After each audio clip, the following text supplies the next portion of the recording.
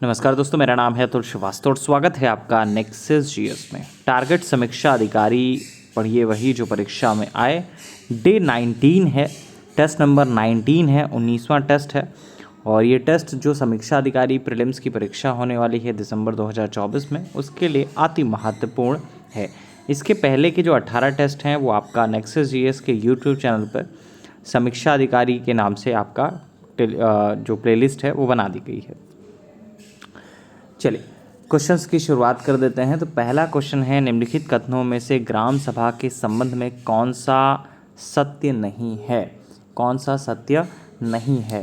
तो इसके कार्य और शक्तियाँ ग्राम स्तर पर उसी प्रकार जैसे राज्य व्यवस्थापिका के राज्य स्तर पर होते हैं, ये सत्य है।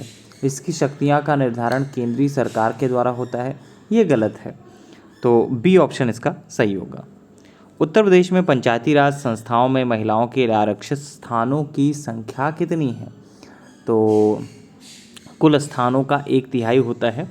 73वें संविधान संशोधन के अनुक्रम में उत्तर प्रदेश सरकार द्वारा उत्तर प्रदेश पंचायत विधि जो है संशोधन विधेयक जो है 1994 पारित किया गया, जो 22 अप्रैल 1994 से प्रदेश में प्रवृत्त हुआ। इसके तहत प्रदेश में पंचायती राज संस्थाओं में प्रत्येक स्तर पर महिलाओं के लिए कुल स्थानों के 1/3 स्थान जो है आरक्षित किए गए हैं। तो कुल स्थानों का 1/3 मतलब 1/3। ये आपका यूपी पीसीएस प्रीलिम्स 2012 में पूछा भी गया है।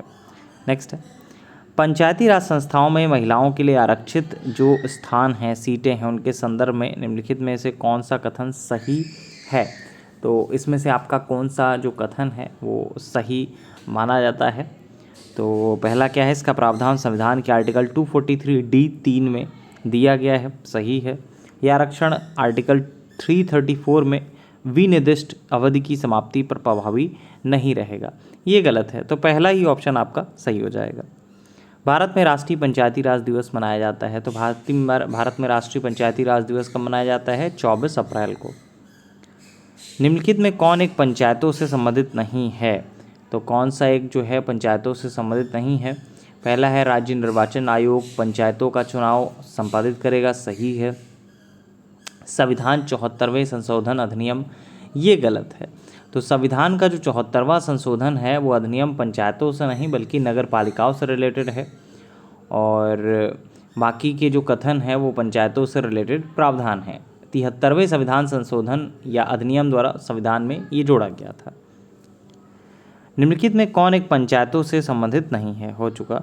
संविधान के प्रावधानों के अंतर्गत पंचायत चुनाव कराने का निर्णय किया जाता है। पंचायत चुनाव कराने का निर्णय किसके द्वारा किया जाता है? राज्य सरकार के द्वारा किया जाता है। नेक्स्ट पॉइंट है, निम्नलिखित में किसके बारे में संसदीय समिति गठित नहीं की गई? तो किसके बारे में जो है वो आपका संसदीय समिति जो है गठित नहीं की गई? सार्वजनिक उद्यमों के बारे में, सार्वजनिक आश्वासन के बारे में, आकलन के बारे में, अल्पसंख्यकों के कल्याण के बारे में। तो अल्पसंख्यकों के कल्याण के बारे में समिति गठित नहीं की गई। संसद की स्थायी समिति के सदस्यों को लोकसभा और राज्यसभा में किस अनुपात में दिया जाता है या लिया जाता है? तो किस अनुपात में लिया जाता है?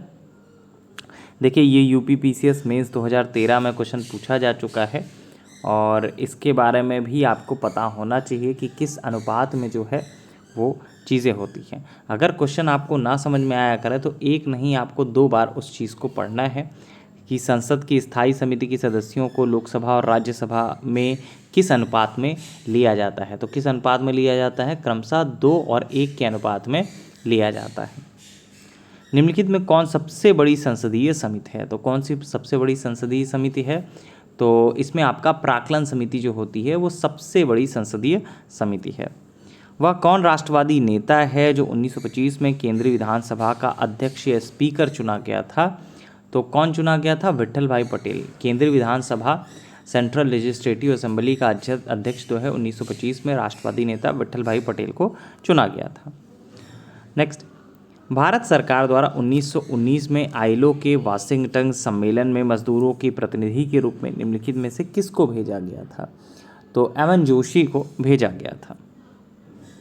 रविन्द्रनाथ टैगोर के विषय में निम्नलिखित में से कौन एक कथन जो है वो आपका असत्य है? तो कौन सा जो कथन है वो आपका इसमें से असत्य है?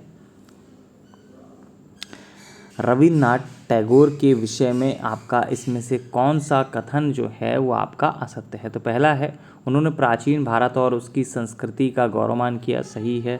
उन्होंने शिवाजी और गुरु गोविंद सिंह को राष्ट्र निर्माता के रूप में देखा, ये भी सही है। अनेक अनेक गीतों में मराठों के बहादुरी का खंडन किया, ये भी सही है। उन्होंने स्वदेशी आंदोलन के आर्थिक पक्ष का समर्थन किया, ये गलत है, आपका डी ऑप्शन सही होगा। लाला लाजपत राय के संदर्भ में निम्नलिखित में से कौन सा एक कथन सही है?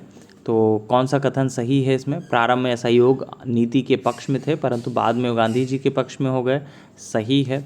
स्वराज पार्टी के गठन में लाला लाजपत राय भी शामिल हुए, तो आपका 1 और 2 दोनों सही हैं। निम्नलिखित नेताओं में किसने कहा, मैं तो एक भारतीय नगाड़ा हूँ जिसका कार्य सोते हुए को जगाना है ताकि वे अपनी मातृभूमि के लिए जाकें और कार्यरत हो सके? स्टेटमेंट जो है बहुत फेमस है, एनी बेसेंट का स्टेटमेंट है।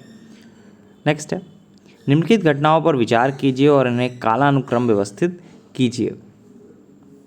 तो लाला हरदयाल द्वारा गदर पार्टी की स्थापना, ये 1913 की घटना है। गोपाल कृष्ण गोखले द्वारा सर्वेंट्स ऑफ इंडिया सोसाइटी की स्थापना 1905 की बात है।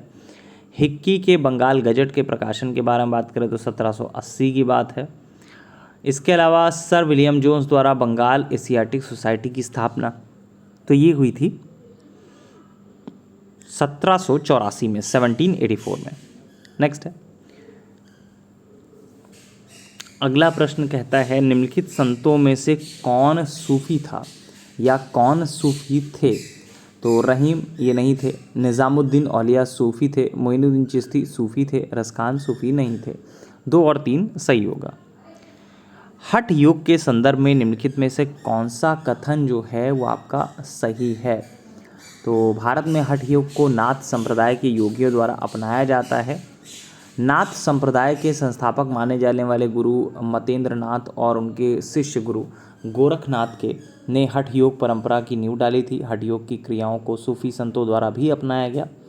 सत्तारी सिलसिले के सूफी संत मोहम्मद गौस ग्वालरी की फारसी पुस्तक बहर अल हयात में हठ योग संबंधी क्रियाओं का चित्रण मिलता है।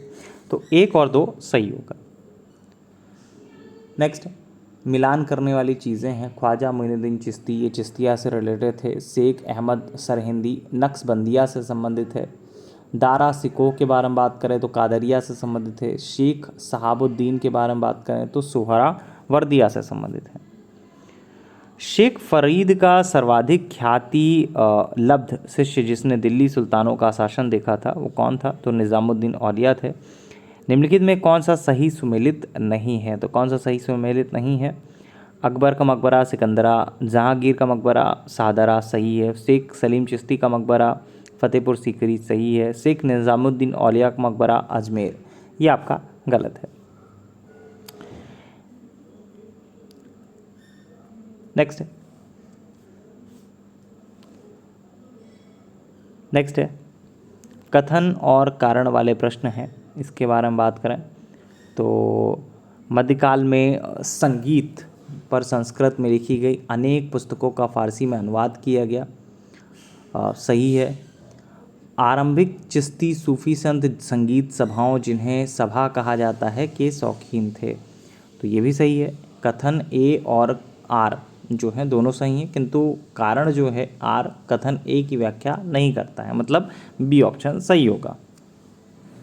निम्नलिखित युग्मों में कौन सही सुमेलित नहीं है? कौन सही सुमेलित नहीं है? तो ध्रुवदास जो है वो आपका भगत नामावली सही है। नाभादास भक्तमल ये भी सही है। रसखान रसिक प्रिया, रसिक प्रिया जो आचार्य केशवदास की एक प्रसिद्ध रचना का नाम है, तो रसिक प्रिया जो है वो संबंधित नहीं है। तो ये रहा आपका समीक्षा अधिकारी का टेस्ट नंबर 19 और इसी तरह से लगातार अब टेस्ट सीरीज़ फिर से अपलोड की जाएंगी। ब्रेक हुआ था एक समय के लिए, तो अब वो फिर से आपका स्टार्ट हो जाएंगी। Thank you so much.